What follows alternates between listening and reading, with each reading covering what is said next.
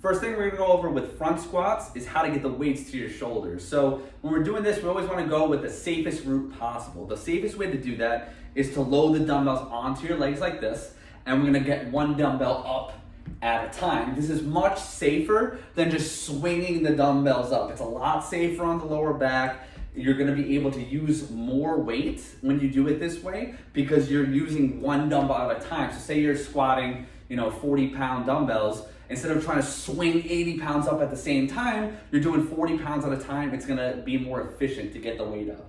So a front squat is different from a goblet squat because we're holding the weights in a front rack position. This is a little bit harder than a goblet squat. It's also generally gonna be more taxing on your core. So what we're gonna do is get the weights up. We're using 2 dumbbells here. I want the head of the dumbbell resting on my shoulder. I don't want it hovering. I don't want my elbows dropping. Your elbow position on this is very important. That's what that's what the front rack is. It has to do with your elbow position. So your elbows are gonna be in towards each other and driven up.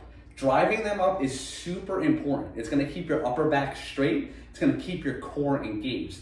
The entire time you're doing this set, you should be thinking about pushing your elbows towards the ceiling. Not turning the dumbbells upside down like this, just pushing towards the ceiling the whole time. So you can see if I got the weights loaded here, got my butt tucked underneath me, my abs are braced like someone's about to punch me in the stomach, I got my shoulders set back, I'm gonna drive my elbows up, and I'm gonna take a comfortable squat stance for me. So that's about hip width.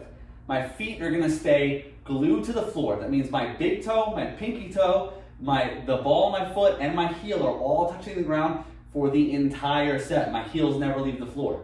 So I'm gonna start with my hips. My hips go back, knees go out, and I'm driving my elbows up to keep my chest straight and digging my heels into the floor. Exhale at the top, squeeze my butt at the top. Brace, inhale on the way down, still driving my elbows up.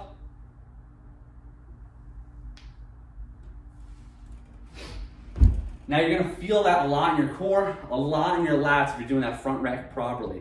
So start with weight that's manageable for you, and then always progress up.